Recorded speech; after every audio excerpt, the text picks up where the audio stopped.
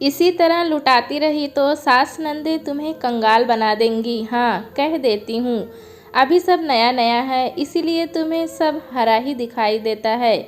जल्द ही पता चलेगा। सास नंदे जहर की पोटली होती हैं। सुमती हंस दी। तब कहो अम्मा, मैं और तुम जहर की पोटली हैं। मैं भाभी की ननद, तुम सास। पता है मुस्कुराकर जुर्म कर रही हो। लेकिन गोपी मुस्कुरा दी। अम्मा मुस्कुराहट सह ना सकी। गोपी, सिर पे न बैठो, चाय बनाओ। अच्छा अम्मा। गोपी चाय बनाने चली गई। इधर अम्मा सुमती को मंत्र देती रहीं कि वो ससुराल में गुलाम बनकर ना रहे, मालकिन बनकर रहना सीखे। जबकि अम्मा ने गोपी को गुलाम से अधिक कभी नहीं माना। अम्मा के खूब रोने के कारण गला भारी हो गए, फटे सुर में कहती जा रही हैं। सास नंदे घाघ होती हैं। उनकी चिकनी चुपड़ी बातों में आकर सुमती कहीं उन लोगों को अपनी साड़ियाँ न दे दे। बुढ़िया ने मेरी पेटी खाली करा ली थी। बहुत समझाया है सुमती को, पर वो आजकल की लड़कियों की तरह चतुर नहीं है। और अम्मा की दृष्टि गोपी पर साफ, मतलब है गोपी चतुर है। अम्मा की नज़र परख गोपी रसोई में जा छिपी। लंबी रसोई के दूर वाले कोने में दोनों बुआ बैठी थी। अम्मा के शासन में इनकी यह दशा है। गोपी को आते देख बड़ी बुआ बोली, तनिक सुस्ता लो, सुमती के ब्याह में तुमने गजब काम किया। गोपी को थकान से हरारत हो रही थी। बुआ, अम्मा कहती हैं मैंने कुछ भी सही ढंग से नहीं किया। भौजी के रंग ढंग देखते हमारी उम्र गुजर गई दुल्हन। उन्हें अपनी सास जल्लाद लगती थी, अब तुम चालबाज लगती हो। वो तो यही कहेंगी। इसी क्षण अम्मा अपना थुल-थुल शरीर संभाले रसोई में दाखिल हुई। गोपी और बहुओं को एक साथ देख तमक गई। गोपी, यहाँ डटी हो? थकान से मेरा सिर फट रहा है, तेल मालिश कर दो, तनिक ठीक हो जाए। दोनों बुआ समझ गईं। गोपी का उनके पास होना अम्मा को चालबाजी लगती है। गोपी अम्मा के पीछे चल दी। अम्मा बिस्तर पर छा गई। वे सांप और बिच्छी क्या समझा रही थी तुझे? बड़ी बुआ सांप, छोटी बुआ बिच्छू। नहीं तो अम्मा, अरे मैं खूब समझती हूँ। नंदे जहर की पोटली होती हैं। कल ही चलता कर दूंगी। अम्मा का संपर्क डेंजर जोन होता है। गोपी थोड़ा मुस्कुरा दी कि अम्मा की तीनों बेटियां भी जहर की पोटली हैं। गोपी की मुस्कान का अर्थ अम्मा समझ गईं कि चमड़ी चुनचुनाने लगी। क्यों मुस्कुराई? तुम्हारी नंदे गऊ की तरह हैं। हाँ अम्मा, गऊ। अम्मा को लगा गोपी के अनुमोदन में रहस्य छिपा है। गर्दन अकड़ा कर बोली, मीरा और नीरा दोनों 2-4 दिन में चली जाएंगी। घर की आखिरी शादी थी, दोनों को चैन देना है। दामादों को अंगूठी ठीक रहेगी। बुआ को भी कुछ। अम्मा का चेहरा बागी दिखने लगा। बिना लिए वे दोनों टलने वाली नहीं। नेग में बहुत साड़ियाँ आई हैं, उन्हीं में से दे देंगे। ये ठीक ना होगा अम्मा, ये उनका भी मायका है। जब भाई की बेटियां विदा होने लगे तो मायका उनका हो जाता है। गोपी आगे ना बोल सकी। पखवाड़े बाद गोपी का पति विमल सुमती को लेने गया, पर ससुराल वालों ने नहीं भेजा। विमल सुमती को लिए बिना लौट आया। अम्मा सुमती की बड़ी ननद कनाडा से आई है। वो सुमती के साथ थोड़ा रहना चाहती है। इतनी दूर से बार बार आना नहीं हो पाता। अम्मा का सिर घूम गया। ये कनाडा वाली तो बड़ी हठीली है। पहली बार गई है सुमती, अभी उसे ससुराल में अच्छा ना लगता होगा। विमल, तुम ले आते उसे, बाबूजी बोले। सुमती अब उस परिवार की बहू है, वो हमारे अनुसार नहीं, ससुराल वालों के अनुसार चलेगी। जैसे हमसे रिश्ता ख़त्म हो गया। गोपी को तुम नेक सलाह देती हो ना? बहू को ससुराल वालों के हिसाब से चलना चाहिए। अम्मा ने फटकार दिया। सीधी बात को उलझाया न करो और बहू का बहुत पक्ष न लो। सिर पर बैठेगी और बुढ़ापे में एक लोटिया पानी भी न देगी। बेटियां पूछ ले तो पूछ ले, मीरा जीजी और नीरा जीजी ना अम्मा की सेवा करती हैं ना काम में मदद। उनके आने पर अम्मा खास सतर्क हो जाती हैं, बेटियों की सुख सुविधा में कमी ना रहे। तभी अम्मा को गुमान है बेटियों पर, बुढ़ापा पार कराएंगी। सुमती अगले सप्ताह आ गई। अम्मा उसके बैगों की गुप्तचारी में लग गईं। 3 दामी साड़ियाँ नाराज थी। सुमती साड़ियाँ सास ने हड़प ली। नहीं अम्मा, मैंने बड़ी ननद जेठानी और माताजी को एक एक दे दी। पुत्री की नादानी अम्मा को नागवार लगी। इतना सिखाकर भेजा, पर तुझे अकल ही नहीं है। अम्मा, भाभी जब पहली बार आई थी तो तुमने उनकी 3 साड़ियाँ रख ली थी, मीरा जीजी, नीरा जीजी और अपने लिए। मुझे लगा माताजी जबरन रखे, इससे बेहतर है मैं अपनी इच्छा से ही उन्हें दे दूं। ये क्या कि माल भी जाए और नाम भी ना हो। गोपी मायके जाए या ना जाए, ये कब जाए या अम्मा तय करती हैं। गर्मी की छुट्टियों में गोपी के मायके में सभी भाई बहन एकत्र होते हैं कि सबसे मिलना हो जाएगा। इधर यही समय गोपी की नंदों के आने का होता है। अम्मा उसे जाने की अनुमति नहीं देती। जब गोपी मायके जाती है तब भाई बहन जा चुके होते हैं। एक दिन उसने अम्मा से कहा था, जाने दो अम्मा, शादी के बाद मैं अपने भाई बहनों से कभी ठीक से नहीं मिली हूँ। अम्मा का स्पष्ट जवाब, तुम्हें अब हमारी सुविधा इच्छा देखना चाहिए। मीरा और नीरा साल भर में ही तो आती हैं, पर उनका ख्याल नहीं। भाई बहनों का बहुत ख्याल रखती हो। मीरा और नीरा के आगमन पर गोपी दिन भर चूल्हा संभालती है। विमल बड़े बड़े झोले लिए बाजार दौड़ता है। मीरा और नीरा का पूरा समय ताश, सैर सपाटे, बाजार में गुजरता है। आमोद प्रमोद में अम्मा तल्लीन हो जाती हैं। सुमती 6 माह बाद मायके आई। अम्मा और गोपी के लिए साड़ी लाई। अम्मा से नहीं देखा गया। मेरे लिए तो ठीक है, पर गोपी की चमची ना बनो। अम्मा, भाभी को भी लगे कि कोई उनका ध्यान रखता है। वो हम सबका हमेशा ध्यान रखती हैं। बहू की लगाम जितना कसो उतना ही कायदे में रहेगी। भाभी ने कभी कायदा तोड़ा अम्मा? ये बहस करना ससुराल में सीखा?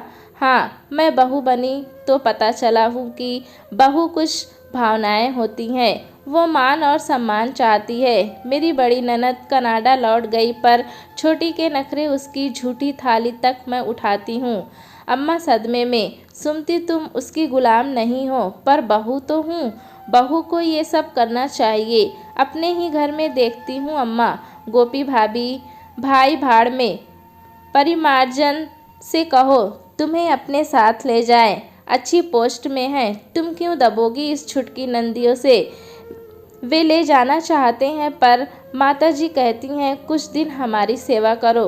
तुमने फेरे माताजी के साथ लिए हैं बिटिया, तुम इस बुढ़िया की लगाम कसो। अम्मा गोपी की लगाम कसना चाहती हैं और चाहती हैं सुमती अपनी दुराचारी सास की लगाम कसे। नहीं अम्मा, परिमार्जन अपनी माँ के सामने मुंह नहीं खोलते हैं। ऐसे भक्त हैं अम्मा के। प्रभु, अम्मा को विमल पत्नी भक्त जान पड़ता है, परिमार्जन मातृक भक्त। मैं चलूँ अम्मा?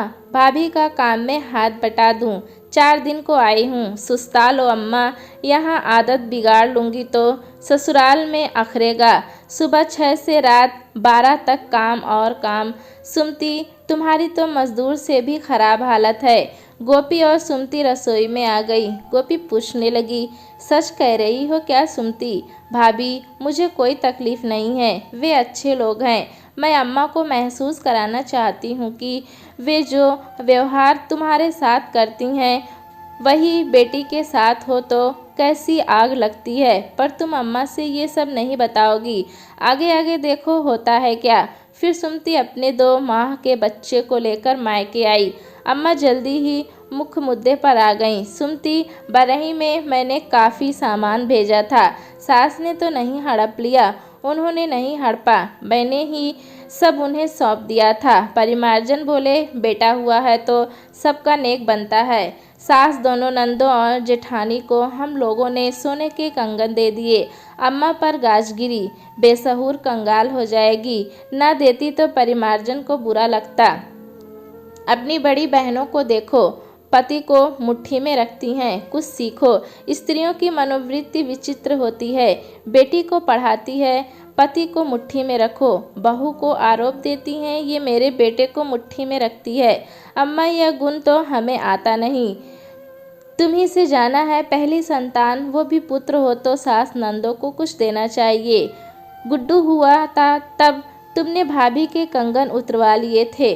दोनों जीजी और जीजा जी को क्या क्या दिलवाया था, जबकि विमल भैया और भाभी की अलग से कोई कमाई नहीं है। विमल भैया बाबूजी के साथ दुकान संभालते हैं। मुझे याद है अम्मा, भैया सुनार की दुकान में जाकर भाभी के झुमके और अंगूठी साफ करवा लाए थे जीजी लोगों के लिए। सुमति के द्रोह ने अम्मा की नींद उड़ा दी। दोनों बड़ी अम्मा का निर्देश मानती हैं, लेकिन सुमति हौसले पस्त किए देती है। लड़की का यही आचरण रहा तो बेजुबान गोपी की जुबान गज भर लंबी हो जाएगी। गजब कर रही है लड़की। गर्मी में अम्मा ने तीनों बेटियों को बुलवाया। मीरा और नीरा ने योजना बना ली, लेकिन सुमति तो मानो उल्टी चाल ही चलेगी। फ़ोन कॉल किया, उसकी तबीयत बहुत ख़राब चल रही है। संभव हो तो भैया भाभी कुछ दिनों के लिए यहाँ आ जाएं, मदद मिल जाएगी और गुड्डू की आउटिंग भी हो जाएगी। भाभी नहीं आ सकती तो वो अपनी सास और छोटी ननद को बुला लेगी। मीरा और नीरा को देख लिया ना, फिर मैं उन्हें भी दोष नहीं देता। अपनी गृहस्थी बसाने के बाद वे हमारी गृहस्थी का बोझ अपने ऊपर नहीं ला देंगी। काम गोपी ही आएगी, पर तुमने कभी उसे महत्व नहीं दिया। उसे स्नेह और महत्व दो तो वो तुम्हारी सेवा मन से करेगी। देखो, मशीन के कलपुर्जों की देखभाल ना करो तो एक दिन वे काम करना बंद कर देते हैं। गोपी तो फिर भी इंसान है, उसकी संवेदनाएं हैं, इच्छाएं हैं, अधिकार हैं। गोपी जाती है तो मीरा और नीरा के स्वागत में भारी कमी होगी। नहीं जाती है तो सुमति की सास ननद सुमति के घर के ठाट को आनंद लेंगी। उसकी मदद तो एक ना करेगी, गोपी को भेजना ही पड़ा। गिरस्ती की थकान उतारने आई मीरा लटपटा गई। हम आए और विमल व गोपी गायब। ये क्या है अम्मा? बाबूजी ने कहा गोपी सुमति की मदद के लिए गई है। मीरा, यहाँ का काम तुम, नीरा और तुम्हारी अम्मा मिलकर संभाल लोगी। दोनों बहनों के चेहरे दुखी हो गए। मीरा को बेइज्जती जैसा कुछ महसूस हुआ। यहाँ भी चूल्हा फूकूं? सुमति को अभी बीमार पड़ना था। गृहस्थी का अपार काम और गोपी नदारत। अम्मा को तत्काल समझ में आ गया कि गोपी के बिना वे घर नहीं चला सकती। काम करने की आदत नहीं तो जोड़ों में पीड़ा हो गई। मीरा और नीरा रसोई में घुसी, खाना कम बनाती, सुमति और गोपी को अधिक कोसती। जल्दी ही मीरा ने ऐलान किया, अम्मा, हम लोगों की दक्षिण भारत घूमने की योजना है। यहाँ का देख सुन लिया, अब जाना है। अम्मा उदास हुई। रुको ना, फिर छुट्टियाँ ख़त्म हो जाएंगी और दक्षिण भारत जाना नहीं हो पाएगा। नीरा जान गई कि मीरा चतुराई दिखाते हुए भाग रही है। उसे अपनी बेटी का क्रैश कोर्स याद आ गया। अम्मा, जाना पड़ेगा मुझे भी। नीलू को एक क्रैश कोर्स करना है। नीरा, तुम भी? मुझसे तो 2 आदमी का खाना नहीं बनाया जाता। आदत छूट गई है। तो गोपी को बुलाओ। वहाँ जमकर बैठ गई। गोपी की भर्त्सना पर अम्मा पुत्रियों के साथ सुर में सुर ना मिला पाई। कुछ कहते ना बनता था। बाबूजी ने कहा, तुम लोग जाना चाहती हो तो जाओ, तुम्हारी जिम्मेदारियां हैं, व्यवस्थाएं हैं, यहाँ का हम दोनों संभाल लेंगे। बरसों हुए अकेले नहीं रहे, अब देखें अकेले रहने का क्या मज़ा और क्या परेशानियां होती हैं। परिस्थिति में भारी उलट फेर हुआ। ना सैर सपाटा, ना पुत्रियों के लेन देन को लेकर अम्मा ने हड़कंप मचाया। और अब खाली घर, 2 प्राणी। अम्मा सामर्थ्य भर काम करती पर काम पूरा ना हो पाता। बाबूजी ने अलग हौसले तोड़ने वाली बात कर दी। तुम जिन लड़कियों का यशोगान करती हो, लो, वे पीठ दिखाकर चली गईं। चाहती हो तो भीतर की भड़ास निकालकर तबीयत हल्की कर लो, पर झिझक हो रही है ना।